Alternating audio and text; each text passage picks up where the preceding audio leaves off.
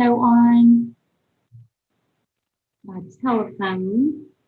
3, 4, 5, 6, 7, 8, 9. We have 9 committee members already on. And I appreciate everybody joining us. We can go ahead and take care of a little bit of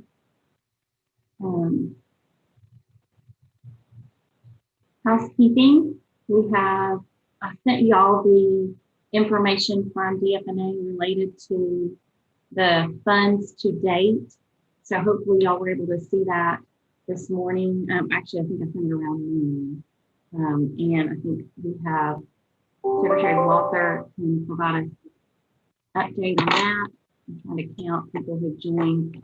Yeah, Michelle Gray has joined, so that gives us 10 members. I know Representative Allen is just a little bit late, and I thought I had Secretary Gillespie on.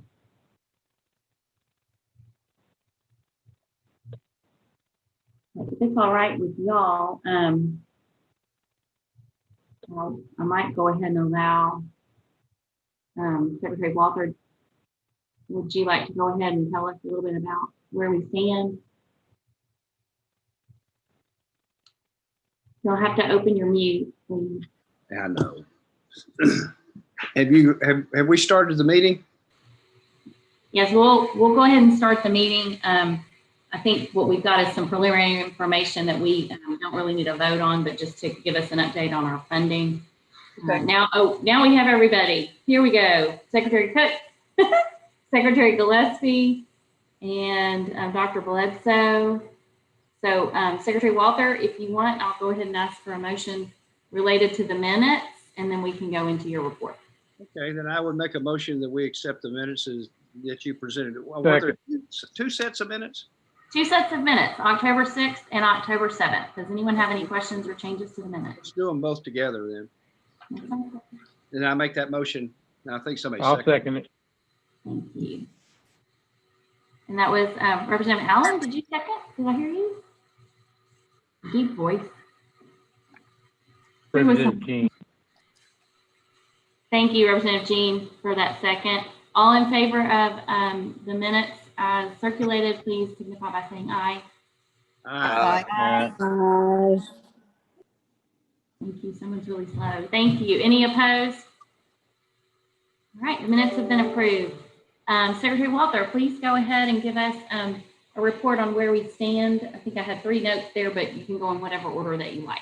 Yeah, thank you, Secretary Smith and Madam Chairman. The financial situation is very similar. I didn't actually go back and check the last one, but the numbers look pretty close to being the same. We have assigned or allocated to different agencies $1.168 billion of CARES money to the agencies.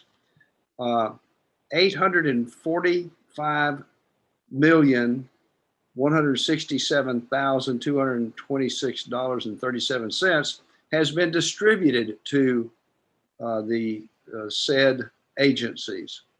We have on hold $451,674,834.01 has not been distributed. I have not done an analysis of each and every one of those, so I don't know what the probability of their using those dollars are. I think, here we are in the middle, actually toward the end of October, and so we need to be, and I mentioned this in the last CARES meeting, we need to be assessing how that money will be used and whether it will be used by the end, pardon me, by the end of December, so that we can legitimately use it in the CARES, under the CARES Act. The remaining balance is $81,200,000. Today, if I made my calculations correctly, I think Secretary Preston will be asking for $10 million. And Secretary Cook will be asking, oh, no, she won't be, never mind. Secretary Gillespie will be asking for about $500,000. I rounded it up. That will be a total of 10.5 million that will be requested today. And if we approve those, that will leave $70.7 million available for distribution. So we're cutting into the 85 that we had set aside from the 250 million that we originally set aside, if that makes sense. Yes, it does. Does anyone have any questions of Secretary Walther? Thank you. Thank you very much. I'm not seeing any hands. If you have a question, just open your mic and speak, please. I do see, I think Dave Wallace is a thumbs up. Senator Wallace? I think so, thumbs up. Thank you. Okay, seeing no questions, we'll move on. I did want to say hello to Representative Allen. Thank you for joining us. And I think with that, everyone that I had expected to join is here. We have all the members present, with Gina filling in for Secretary P, and Senator Irvin is not present, but otherwise everyone else is. So thank you very much. So the first agenda item on our agenda, I have my spreadsheet here, so now that's fine, is the Department of Commerce. And we have Secretary Preston. If you could go ahead and explain, I tried to put some notes on the agenda to explain that we have an appropriation already approved, but you're not requesting that amount of funding. So go ahead and explain that. Well, thank you, Secretary Smith. Really appreciate it. And I won't go into too much detail on this, as we've talked about it considerably on this committee, but I will give just a quick refresher. This is the lost wages assistance. This was part of the President's executive order to continue the supplemental unemployment benefits that expired after the first stimulus package ran out there in August. As you remember, that was $600 additional in funding for those on unemployment, both the traditional UI and the new pandemic unemployment assistance. This was an additional $300 per week for those individuals. And as you'll recall, the states had to opt into it on a week-by-week basis. We could draw down the first 3 weeks in a tranche, which we decided to do and opt in. Part of the stipulation that FEMA put into it is this is the agency from the federal government that disperses the funds and manages, as opposed to the Department of Labor, which we're normally used to working to, required a 25% match for the state. We were given approval that we could utilize CARES funds to meet our match, as well as funds coming out of our existing UI trust fund payments. So for those first 3 weeks of payments, it came in about $8 million is what we ended up paying out for our match. So as you'll recall, we discussed this last month or a number of weeks ago, that we anticipated requesting the second tranche of funding, the second 3 weeks to get the full 6 weeks of unemployment benefits. At that time, we were estimating the state match to be anywhere from $10 to $15 million. Now that we have a clearer picture of what that's going to be, the request today is for $10 million. I'd say the good news on that is that it's come down, or even though it's higher than what it was before, that's because it's a product of less people being on traditional unemployment insurance. So our more people are going back to work in Arkansas. Therefore, we have fewer funds that are being matched from our traditional UI. However, we do need more funds from CARES to meet the match based on the federal funds that are paid out for the pandemic unemployment assistance. So last week we went to the legislature and requested ALC approval for a total of $25 million. So this would be a combination of both the payments that would be owed for the first 3 weeks and now the second 3 weeks. We obviously asked for more appropriation than we needed in case the numbers went up at all. So that's why you see that $25 million that was approved by the legislature last week for an appropriation. We anticipated only probably being about 18 million now. So 8 million has been approved by the CARE Steering Committee already. And the request today would be to approve the $10 million to allow us to make this second tranche of payments for the next set of weeks. So once approval, if approval is given today, the team at Department of Workforce Services is ready to go, and we hope to have payments going out as early as the beginning part of next week. So with that, Madam Chair, I'm happy to answer any questions, and I have the very capable team from DWS led by Dr. Childers are on the call as well. If we get those questions that are way too detailed for me to answer, they're here to answer them for you. Okay, thank you. I appreciate that. I do have a question. So we had already approved the 8 million. You're asking for 10 million today. The appropriation has been granted by ALC, and then the remaining amount, do you anticipate needing that in the future, or do you have any idea? No, we'll need that 10 million. So we'll need the full 18 million as of right now, based on our calculations. Where, it's possible that number could come down. That would be great. At which point we would, return those funds to the CARE Steering Committee, and that would help Secretary Walther and his balance sheet going forward.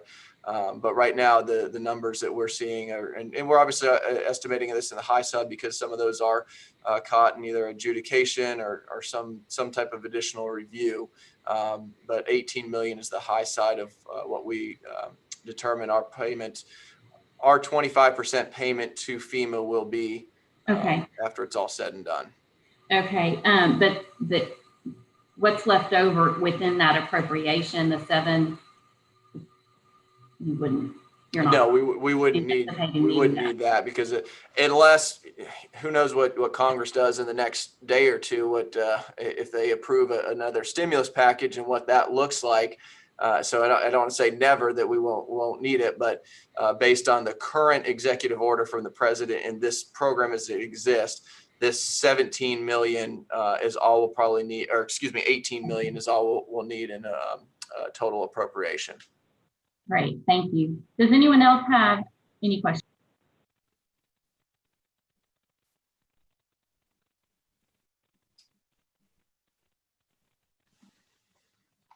I would make a motion that we approve Secretary Preston's recommendation. Second. Thank you. Motion by Secretary Walther and second from Senator Bond. Thank you. Any discussion or questions related to the motion? Not seeing none. Let's go ahead and vote. All those in favor, please signify by saying aye. Aye. Aye. Aye. Any opposed? Okay, so that motion has passed. Thank you very much. I appreciate that. And thank you, Secretary Preston and your team. The next item we have on our agenda is, actually, we have 2 items under the updates from prior allocations. We will not need appropriations for either of these. And I just wanted to let you know the first one is from the Department of Public Safety, and Secretary Cook is here to explain. It doesn't sound too complicated, and she's not asking for additional funds. She's just wanting to reallocate what they had originally requested. Go ahead, Secretary Cook. Thank you very much. This is a pretty simple request. We had $26,149.92 that you guys had given to us to purchase gowns and shoe covers. We don't need those as much as we do need the electrostatic sprayers and disinfectant, because we've been doing our own disinfecting on all of our vehicles and our facilities, as well as some of the N95 masks. So we're just asking to be able to use that $26,000 to purchase those N95 masks and electrostatic sprayers and the disinfectant that we use to disinfect our cars and facilities. Thank you. Does anyone have any questions related to this request?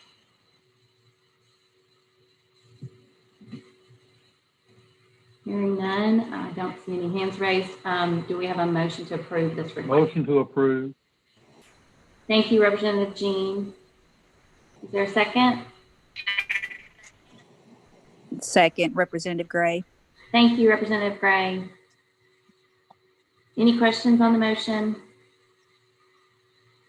Okay, all those in favor of the motion related to Department of Public Safety's request, please signify by saying aye. Aye. Aye. Thank you. Any opposed? Thank you. Your motion has passed. Thank you, Secretary Cook, and thanks for keeping everybody safe. The next item we have is from the Department of Human Services. Secretary Gillespie is here, and you received a explanation of this request in her proposal. I did lay out a lot of the information in our agenda. So Secretary Gillespie, do you want to go ahead? I'll be very quick.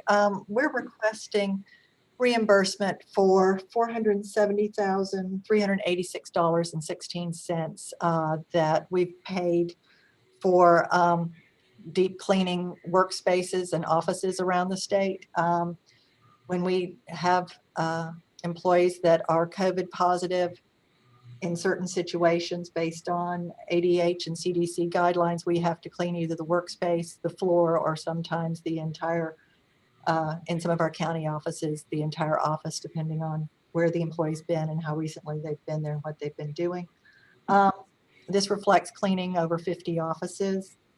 And sometimes it's as little as $780. Sometimes it costs us $16,000. It's quite a range. And this covers April 2020 through the end of August of 2020. So it was obviously not budgeted. So it's becoming quite a burden for us to pay for the for this. And this is not part of the pre-approved list of items that state agencies are reimbursed for. So that's why we're coming forward. Happy to take any questions or explain. Thank you.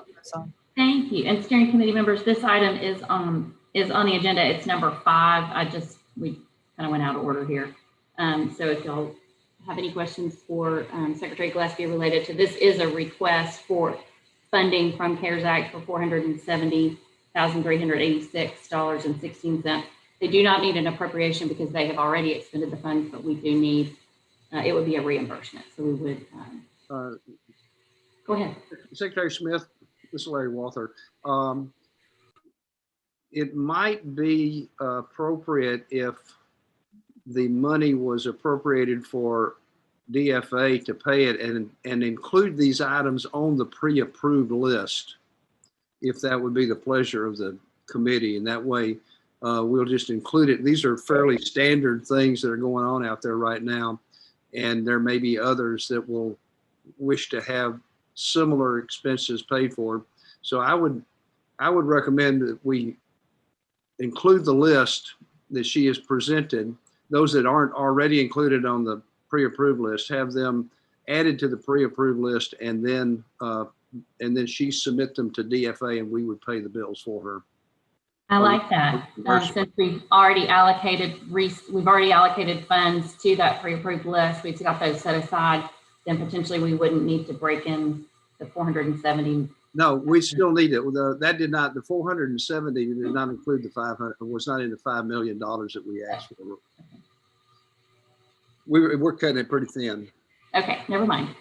Any questions related to the request to fund to reimburse DHS with the 470, and then we can take up the request to add those items to the pre-approved list?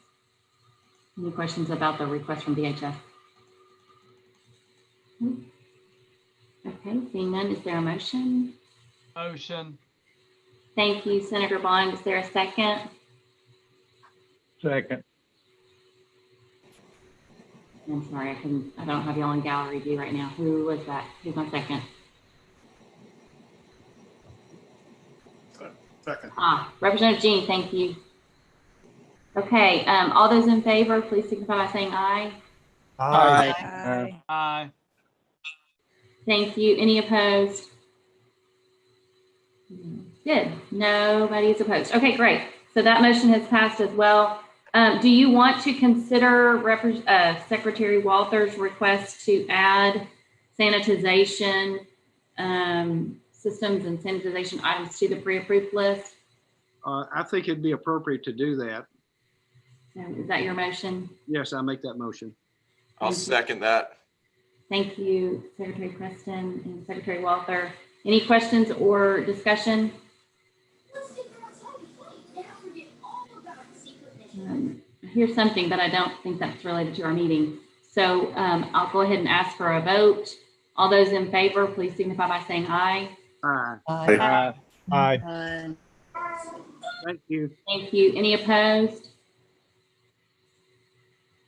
Okay, thank you. So Secretary Walther will go ahead and we'll ask that y'all add that DFNA add these type of items to the pre-approved list. Thank you. That will be helpful. Okay.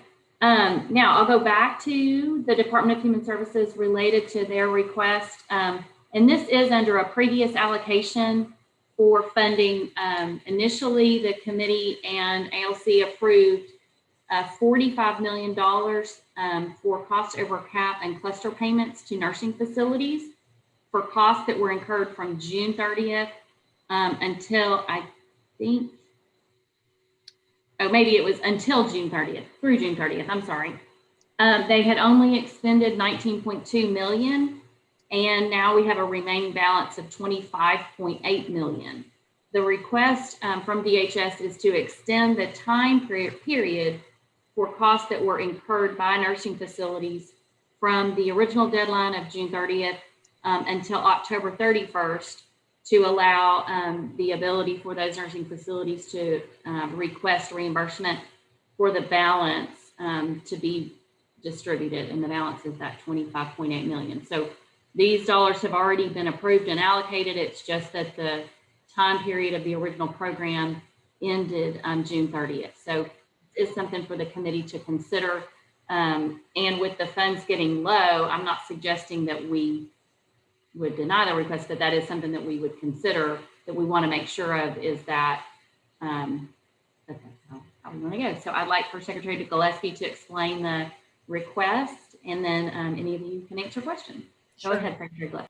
Okay, I think it's I think everybody's very, very well aware of what's been going on in the nursing homes here since June 30th. At the time we asked for this, I think we were asking for a number of things that we thought would get us through 2 or 3 months.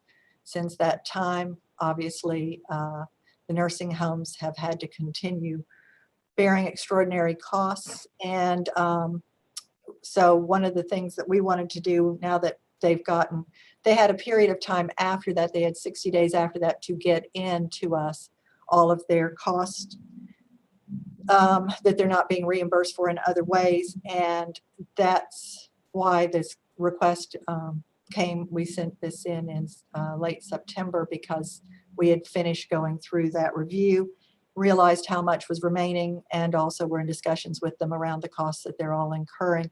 Also, at about that time, as you're probably aware, CMS put out new guidance, requirements actually on all the nursing homes in the state, around the nation, as to what they have to do now on testing.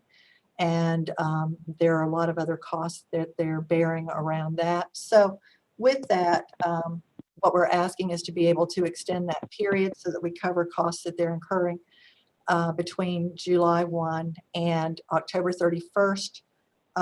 We would give them a very short period of time up till November 15th to get everything into us, which will allow us then to basically reconcile, and if there is any money remaining, be able to return it to the committee before the end of the year so it could be reallocated to another purpose. I'm happy to take any questions around what's been around this request. Thank you. Let's see, any questions? Anybody have any questions? Senator Bond, have a question? Secretary Gillespie, could you just remind me the cost over cap, what the payments were originally for? I had in my mind that we had approved like a payment per facility at one point. You know, if they had COVID positive people, they got an amount, and then there were other reimbursables. I just can't get straight in my head exactly what the money was for. Then the second part of the question, why the choice to extend to October 31st? I mean, I don't have any problem with that necessarily, but why that? Is that DHS's desire, or was that the industry's desire? Because we are pushing, the end of the year here. Yeah, let me take the second one first.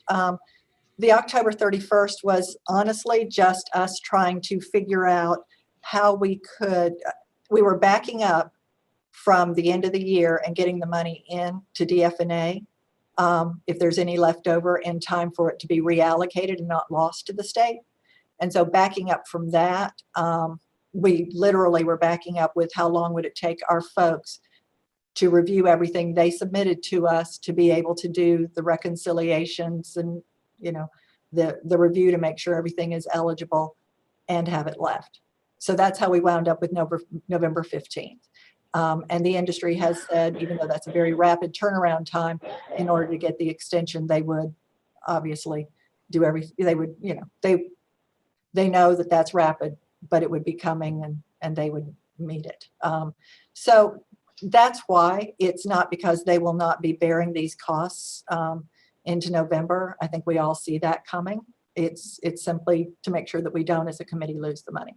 Back to the first part, you are right. The original proposal had two components. Part was a cluster payment where we made a specific payment when they had a cluster of COVID positive cases, and it was tied to those costs. And then the other part of it was really around them submitting to us the types of, so them submitting to us and having approved a plan for the types of expenses that they were going to have in order to be able to carry out all the shifts in the way they operate around COVID, and provide that to us, and then for us to basically deem those expenses eligible with them, agree to a plan, and it's around the individual provider, and deem those expenses eligible.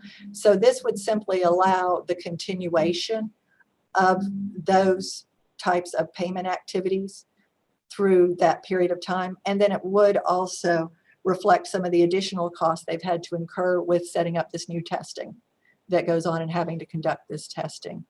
I won't spend a lot of time on this, but I will tell you, not just we operate some long-term care facilities, as you know, here at DHS. They are not eligible for this. So this is not money that would go to DHS. But I will tell you, just from seeing what we have to do in operating those, it is extraordinary what is going on in terms of having to employ additional staff, having to deal with every time you have at a facility an outbreak, or you have positive staff that is working, those staff have to remain home. Everyone they were in contact with has to be quarantined. You spend a ton of money on overtime. You spend a ton of money on contract payments, none of which is built into your base of what you're doing, in addition to all the other costs that you're incurring around changing where you're keeping people and how you're moving people around, et cetera. So this is just simply recognizing that they're continuing to bear those costs. Do we expect to get some of this money back at all? I mean, I know, we had sort of targeted the 45 million on that initial spend. Are we expecting, or do we have an idea that some of this 25.8 would come back, I guess? Or do you think it I will? cannot tell you that I think it would. I mean, if you think about the fact that we spent around 20 million in the April, May, and June period, I won't tell you that I think it's likely there will be money left. So, but we did design this in a way that if there is anything left, it won't get lost to the state. All right, and they're still having to certify that they're not receiving payments from other sources and all that. Oh, yes, yes, and definitely. Thank you. Thank you. Any other questions?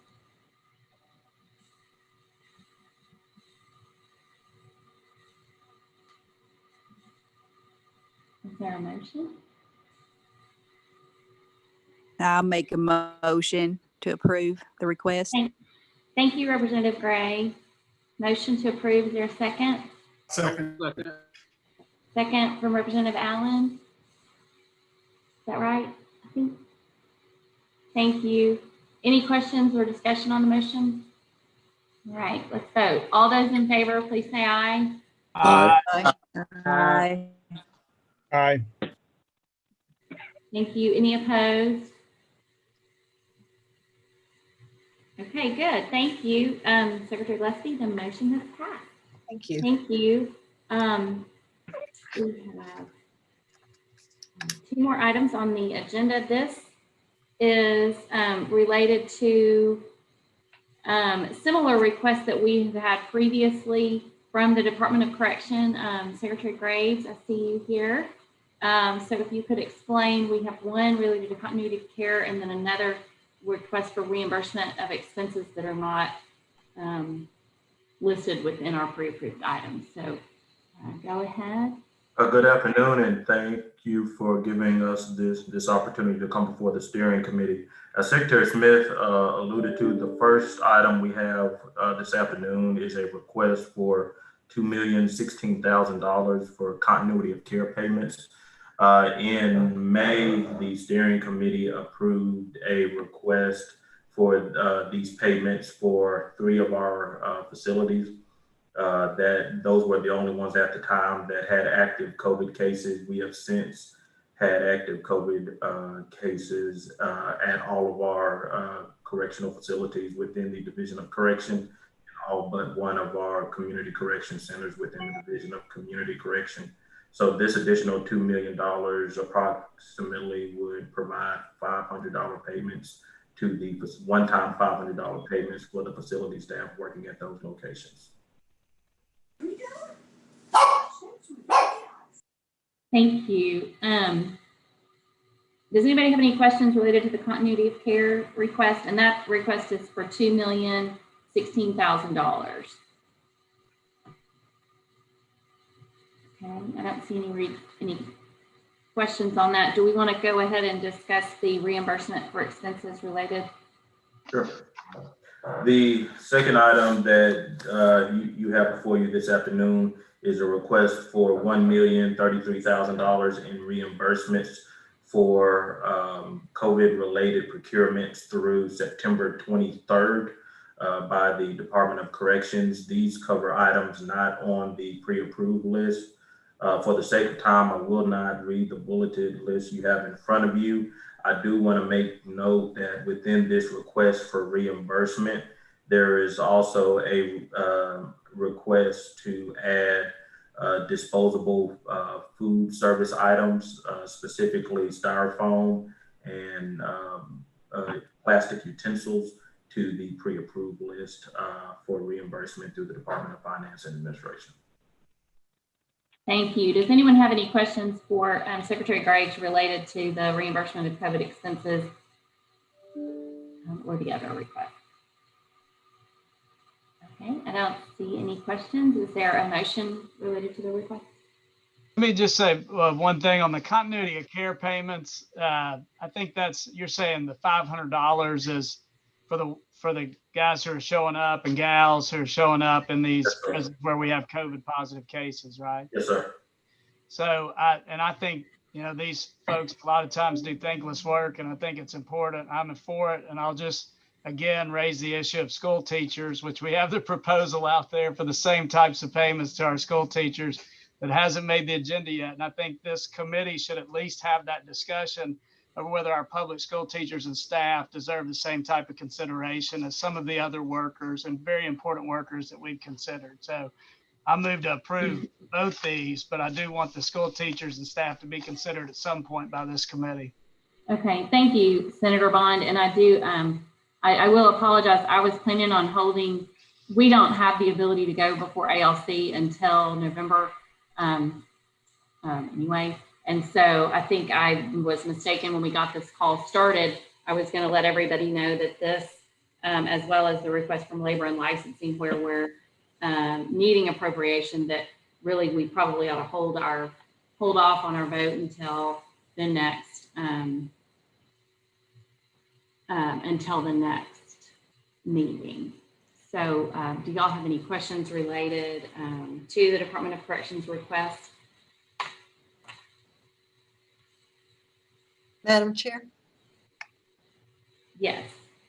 Can we go ahead and move on the pre-approved request? The request to add the plastic utensils in the styrofoam food containers to pre-approved? So that would be additional funding from the CARES Act. I don't think that would go.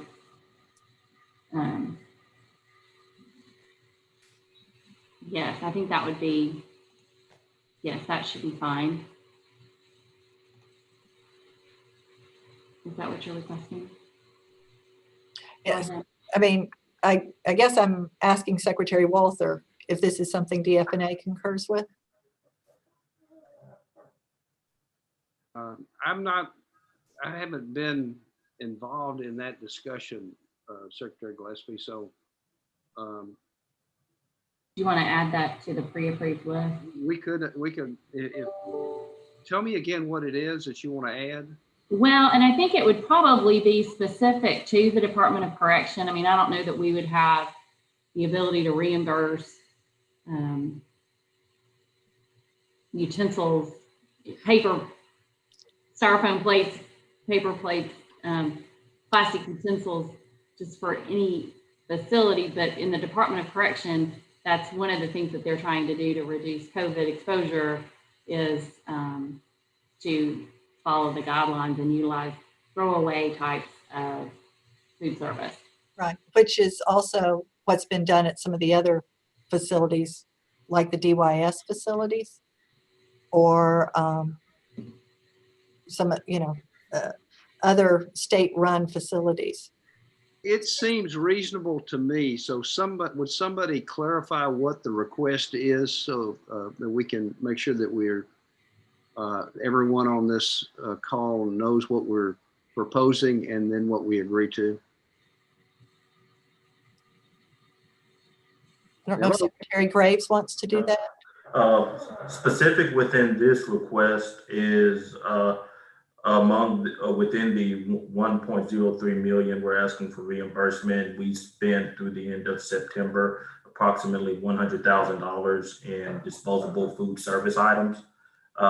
We have probably since this request spent another 10 to 15,000 in disposable food service items. So I don't know if I don't see this for the department as a huge amount. This is more so for as we're able to procure these items, being more quickly able to draw down reimbursement for what we know will be an ongoing request through the duration of this pandemic.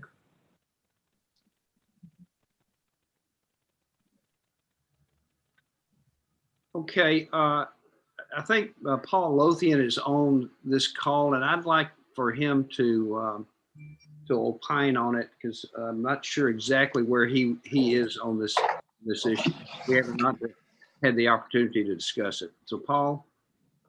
Yes, sir.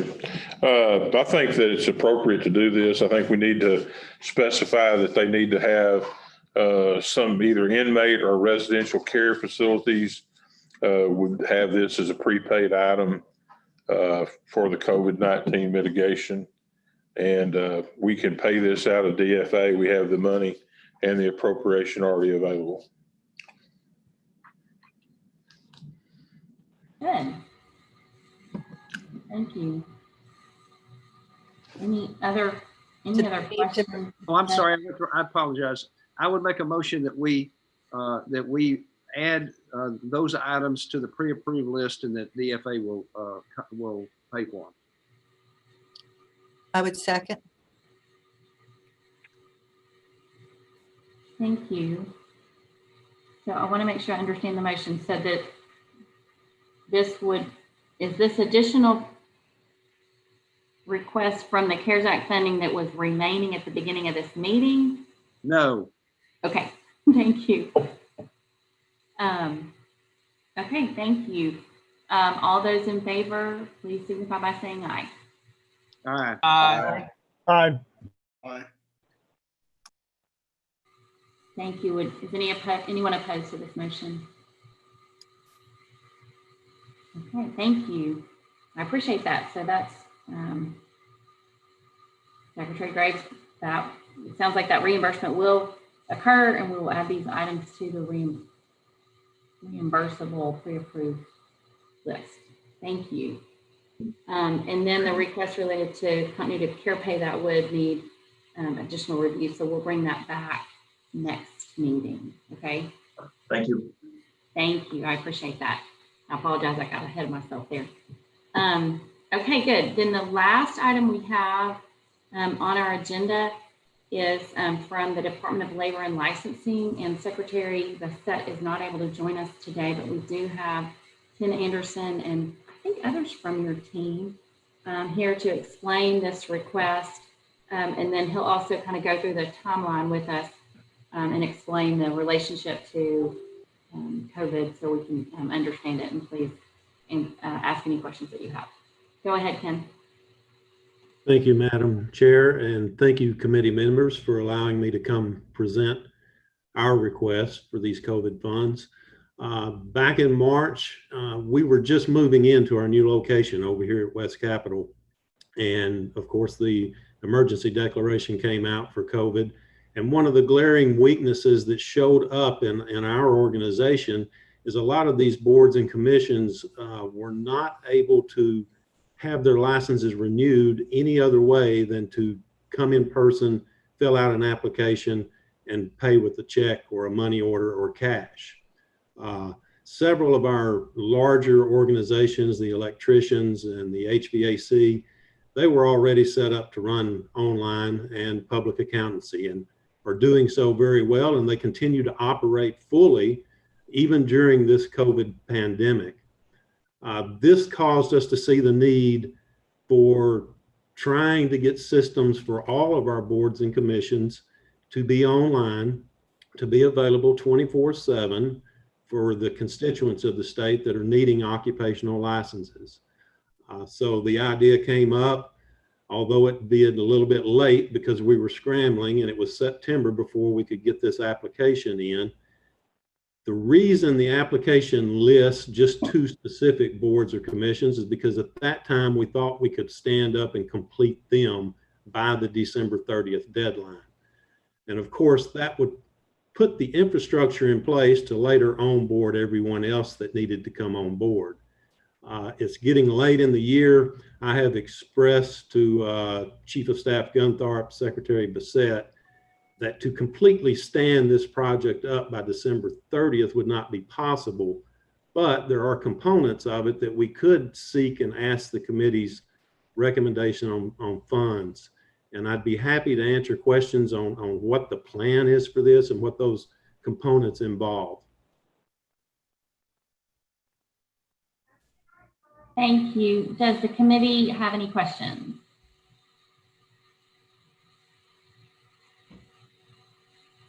I'm the only one that ever has questions, apparently.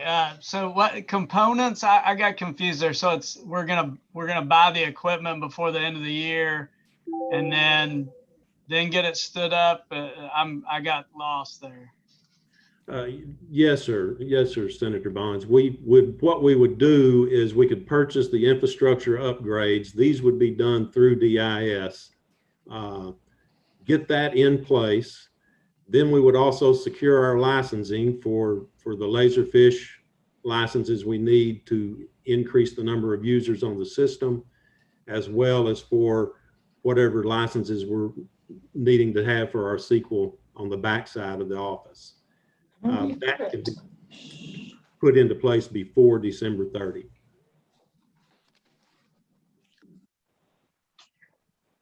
So what I would say is kind of the same thing I said about the cybersecurity proposal. I mean, this seems like something that we need to do, but if we're not going to be able to do it by the end of the year, then I just don't think it's an appropriate use of the CARES Act funds just to buy stuff and not get it set up. But I would say this, I think, my opinion, I think everybody thinks there's going to be an extension of this deadline after the election. There's no guarantee of that. So I would think it would be better to put this proposal off till maybe that next meeting and see if there's some clarity on an extension of the deadline, and then consider it when, we can consider a completion of this project possibly. I just think it's not good CARES Act policy to fund this purchase of equipment just to hold it.